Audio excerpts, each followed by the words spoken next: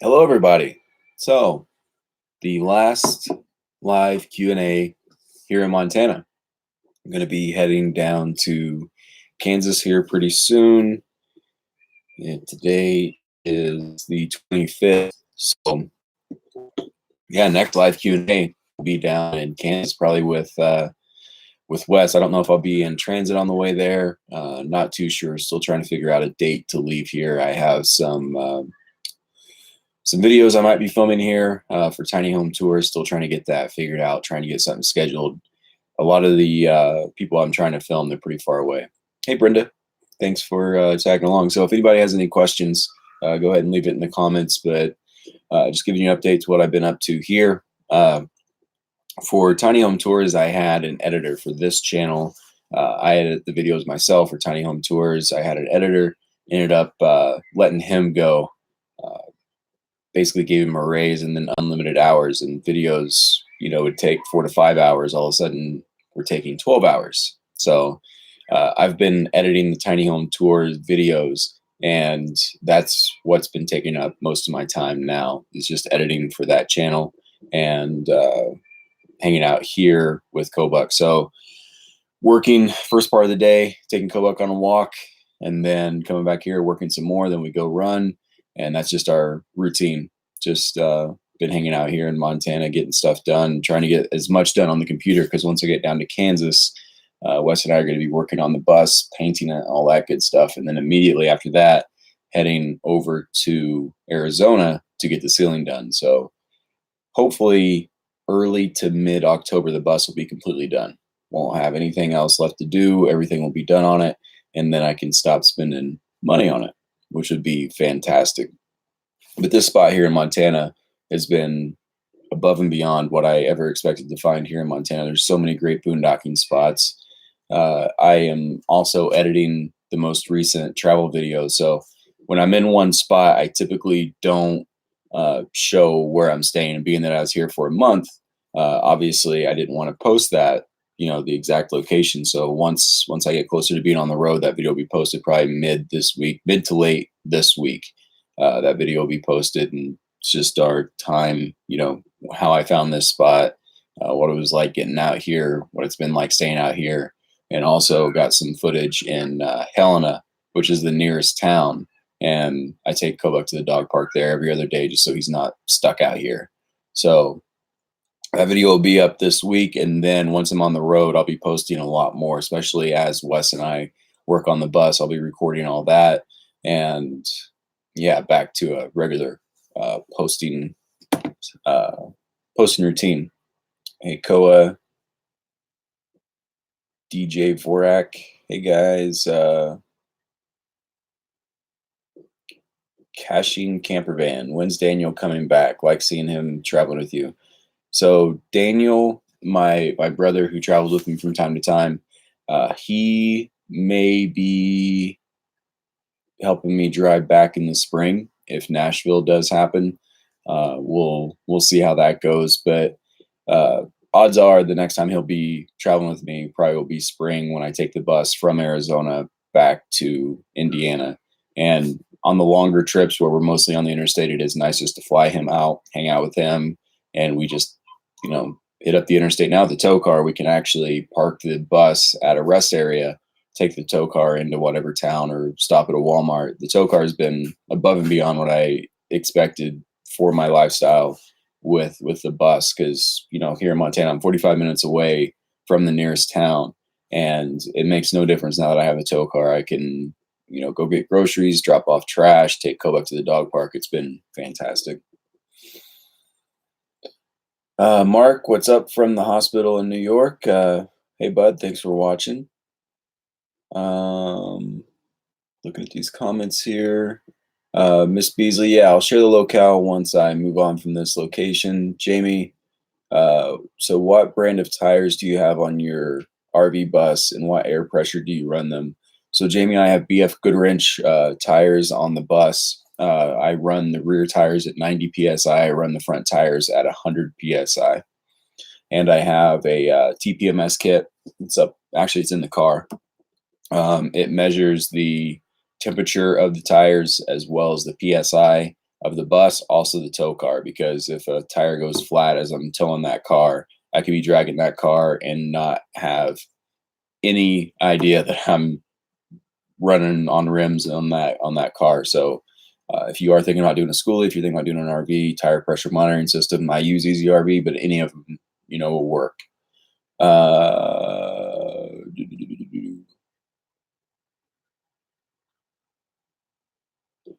Uh, when towing with your car, are you worried about damage like stones or debris on the vehicle?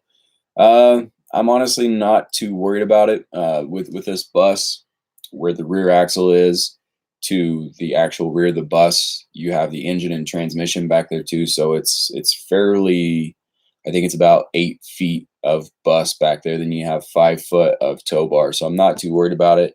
I mean, it's going to be what it's going to be. The only damage I've got from the car, actually, like on the car, is I hit a bird the other day, and it busted one of my fog lights. So the only thing that's ever damaged the car so far is actually driving the car itself and hitting a bird. Koa, speaking of Kobuk, how did you come to be his doggy dad? He's a perfect road dog. Yeah, Kobuk's awesome for the road. Just yesterday we were walking, and then there was a not a golden, but a yellow lab that he became best friends with, and they were just running around on the water as I took him on his morning walk. Like he loves it out here. So I was looking at German Shepherds and happened to find one in Ohio, and of course he was the first dog we went to look at, and just right after seeing him, we pet him a little bit, make sure he was good. And then the moment that I was like, oh man, we're getting this dog, is they put him back in his kennel, and then like he pressed his body up against the kennel so I could pet him more. And I was like, oh, okay, we're making this happen. But yeah, he's been a really good dog. A lot of training went into getting him to where he is now. He was not trained whatsoever when we got him.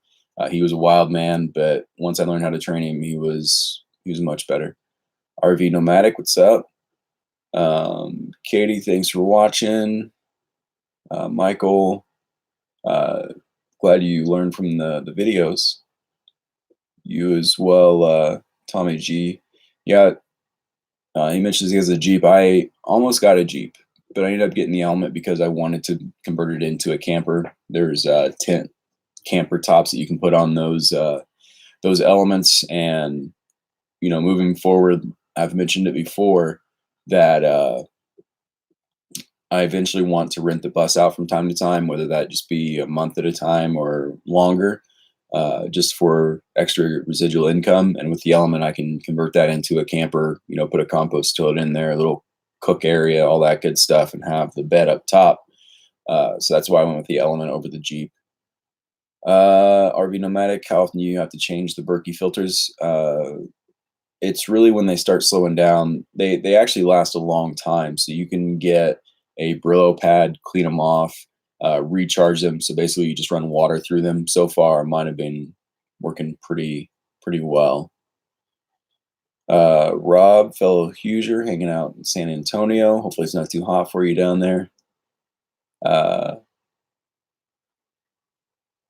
don't know how to say the name, but he asked, how fast will your bus go up the mountains? Depends on the grade. So typically, if it's a pretty steep grade, I'll bust this thing down to second or third gear. That's right.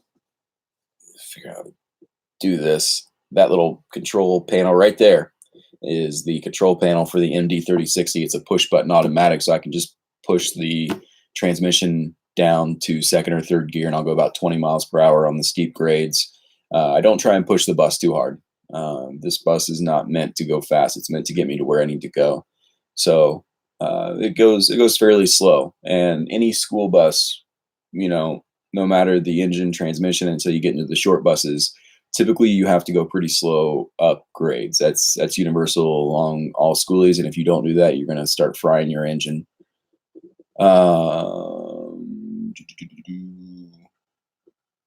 Did they find out? Sorry, that question wasn't for me, I don't think. Skipper Rose, have you painted it all the way outside yet? Nope, getting that done in Kansas in September, this upcoming month. Katie, my bus is a 40-foot Bluebird All-American rear engine. Tommy G experience, yep. 2012 MacBook Pros are killer. Coaching camper, caching camper van. How do you like your Instapie? I have 2 of them. Love them. I actually haven't used it yet. I've been doing pretty simple meals, just a lot of veggies with a Costco chicken. There's a Costco in Helena, so I'll just cut up pieces of that chicken, throw it in with the veggies, and I've been doing a lot of intermittent fasting. So I haven't eaten today. I probably won't eat until about another 3 hours. I typically don't eat till about noon or so. And I stop eating around 5, so I'll have a large meal around noon, a small meal, maybe some nuts, some cheese chips around 4, and then I don't eat. So basically, I've just been cooking 1 large meal a day. It's been working pretty well. Vika Bob, how did you meet Jim and Deb? So Jim and Deb, they are on YouTube as Life is a Joy. Jim helped me with the interior of the bus and the roof raise, and I helped them get their house on the market, get their property ready to sell. And actually, I just messaged him through YouTube, actually. Wes suggested that I reach out to them.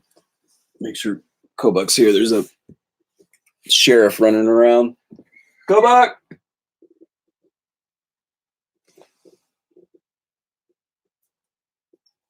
Come on, bub. Okay. Dogs are supposed to be on a leash here. Don't want to get Kobe's in trouble. But he just ate too long ago, so he's hanging out. But I was talking to Wes about the roof raise, if I should do it, if I shouldn't. He's like, hey, you should reach out to Jim.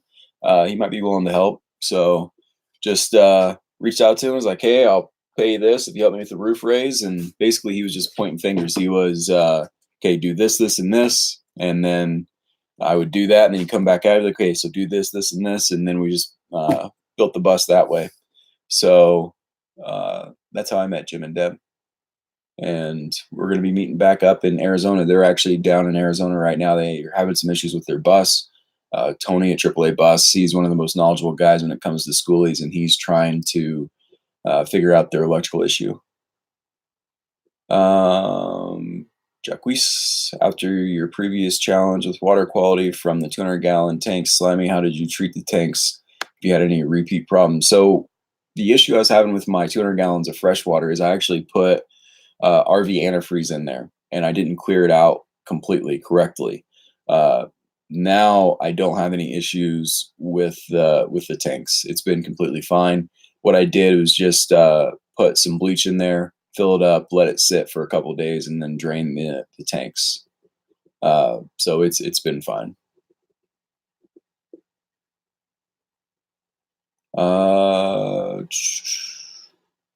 Get the next question here. Ashley, would you recommend a rear engine for anyone buying a bus? Do you find it needs more maintenance, especially since you boondock a lot? So the front engine versus rear engine debate rages on every forum and all that good stuff. I went with the rear engine just because of my floor plan. I wanted to loft the bed in the back. I knew I was going to raise the roof, and that worked out really, really well. I'm very happy with the way the water tanks fit back there, as well as the batteries and the bed. To be honest, I think maintenance is better for a rear engine bus. The front engine rigs, it's very hard to get in there, get access to the engine. Typically, mechanics don't like working on the front engine where, for example, I had a air valve that went bad, and I literally had probably a 3-foot by 3-foot area that I could get in there, take the old air valve off, put the new one on. And at AAA Bus, they're able to in-frame the engines much, much easier when it's rear engine. So in-framing is when you rebuild the engine while it's still in the bus.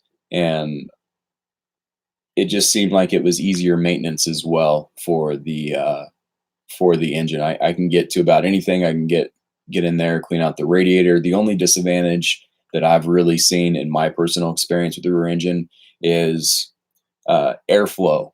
So, for example, we're going down the road, the air inlet is on this side. If the wind is really hitting this side, then that air intake in the rear, because the radiator is at the side of the bus, it makes it harder for the air to get to the engine, to get to the radiator. That is the only disadvantage that I've seen with the rear engines. I'm really glad I went with rear engine diesel. Mike, only 104 today in Phoenix. Hopefully in October it is down to 80 degrees at most. Hopefully. Tommy G, no problem for answering questions. Glad you guys are. Thanks for being here. Find the next questions. Mr. T-Bone. Montana is one of my favorite places. Thanks for watching, bud. Yeah, I really like Montana. Montana has been way better than I was anticipating on how much I liked it.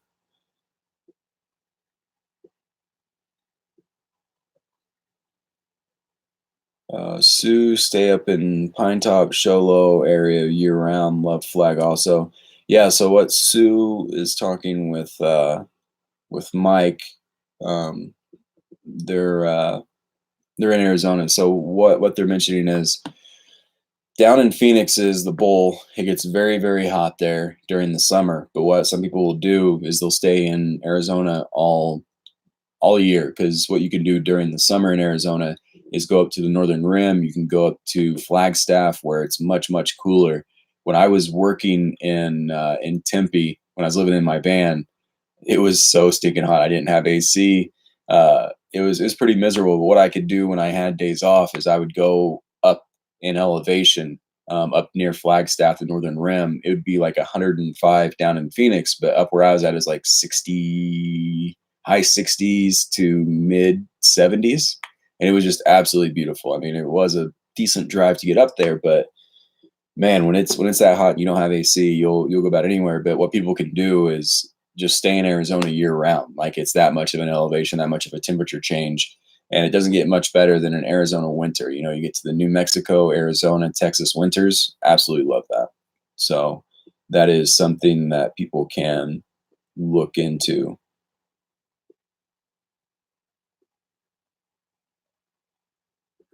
Katie, I don't know if you're asking me about the weather, but as you can see, I have a vest on, long sleeve shirt, hat. It is pretty chilly here in the mornings. It's already starting to cool down here in Montana, but I don't mind that. I'd rather it be a little too chilly than a little too hot. Dan, what personal boondocking records have you broken? Like, how long have you lasted without needing to restock? I did a little bit of a challenge not too long ago, but I ended up getting sick. So I had to end the challenge. I had to go pick up medicine. But here, the spot that I'm at, this is the longest in the bus that I've been staying in one spot. I've been here for about 28 days now, but I have been restocking. I did have to get water once, but the tanks were completely full. They were about half full when I got water. And then going into town, I've been eating pretty healthy, so I've been restocking fresh greens like spinach and kale and all that good stuff. But other than that, like this month has probably been the least that I've spent. Probably, it honestly, no exaggeration, it might be the least that I've spent any month ever being here in Montana, because the bus hasn't moved. The only thing that I've spent money on is gas for the tow car to get back and forth to town, and then picking up groceries. So, just like what I've spent here has probably been around $500 this month, and my fridge is completely stocked right now. I probably won't have to buy anything else. Granted, I'll be leaving here in a couple days, but yeah, this is the longest I've stayed in one spot. But I have been restocking. But in terms of power and water, I've only restocked once, but I could have filled up beforehand, and I wouldn't have needed water. So this has been the longest in that regard.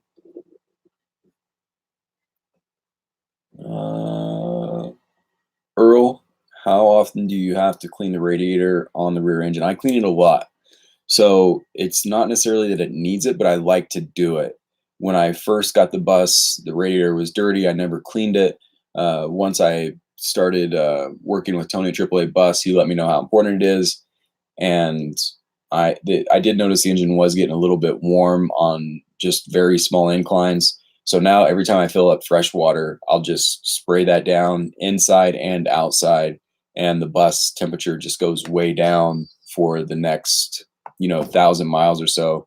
So basically what I'm going to try and do is every time I fill up fresh water now is clean that radiator, both on the outside and in the engine bay. Just spray that down, and it's been working really well. It's just, I feel like once I get part of the routine, every time I fill up fresh water, just spray that down, I'll be good to go. Let me check this out. Jay Griffin, what color do you plan on painting the exterior of the bus? What do you project it will cost to do a full paint job? So I'm going to be painting the bus sapphire blue, just like the tow car, with black highlights. That is the plan right now anyways. We'll see what happens when we get down there, but basically keep the rub bars black, sapphire blue for the main part of the bus, and then polished aluminum rims for the rims. I think it's going to look pretty great. I was talking to Wes about it. He's going to help me do it. Besides the time being put into it, it should cost around $800 for everything to do the paint job. So we're at 20 minutes here, and I will, hey from Russia, I don't know how to say your name. Thanks for watching. I'm going to answer one more question. Like I said, the next video, the next travel video will be uploaded this week once I leave the current spot I'm at. What do I do for entertainment? So you are actually on my iMac right now, and it's on a, okay, down. Good boy. It's on a swivel, so it's mounted to the wall. So with this iMac, I have my couch right over here. If I have had a long day or want to watch something, I'll either watch something right here in this captain's seat, or I will sit on the couch, watch some Netflix, watch some YouTube. I try not to do brainless entertainment. I try at least watch a documentary or something I can learn from, but some days I'm just absolutely burnt, and I'll watch some animated, like one of the shows I watch on Netflix is Big Mouth. It's just a crazy show. But yeah, thanks for watching, everybody. Like I said, I'll be back next week, and the next travel video will be up this week. And the next time I see you all, I will probably be down in Kansas with Wes. We'll probably do a live Q&A together, so you can ask Wes some questions. We'll probably go a little bit longer with that, but I appreciate all of you, and we will see you next week.